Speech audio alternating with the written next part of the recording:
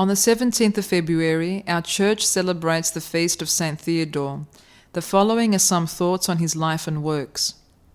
Saint Theodore was born in Pontus, Turkey, and was a recruit in the Roman legionary at the time of Christian persecution under Caesar Maximian in 303.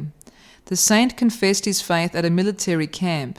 When the commander of his cohort ordered a sacrifice to the gods of the empire, Theodore remained in his tent and declared, "I am a Christian." The governor had him thrown into a dungeon. That night Christ appeared and promised that his grace would shield him. Comforted, Theodore spent his time chanting hymns. The saint was offered the post of high priest of the idols, at which he laughed and assured the governor that he was ready to be cut in pieces for the love of Christ. He was then hung by his heels, while his body was lacerated with iron claws.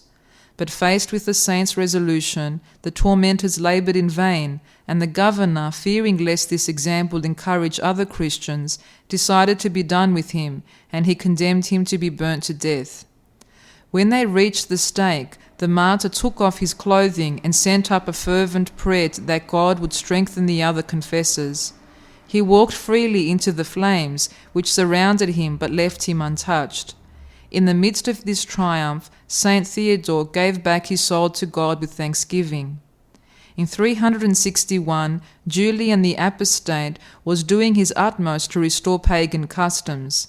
Knowing that the Christians were accustomed to fasting during Lent, Julian ordered the prefect of Constantinople to have all of the food set out for sale in the markets sprinkled with the blood of animals sacrificed to the gods, so that no one in the city would escape the contagion of idolatry.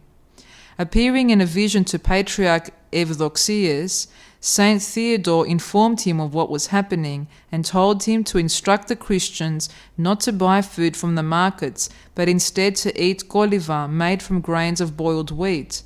Thus, thanks to his intervention, the Christian people were preserved from the stain of idolatry. The Church has commemorated this miracle ever since on the first Saturday of Great Lent, in order to remind the faithful that fasting and temperance have the power to cleanse all the stains of sin.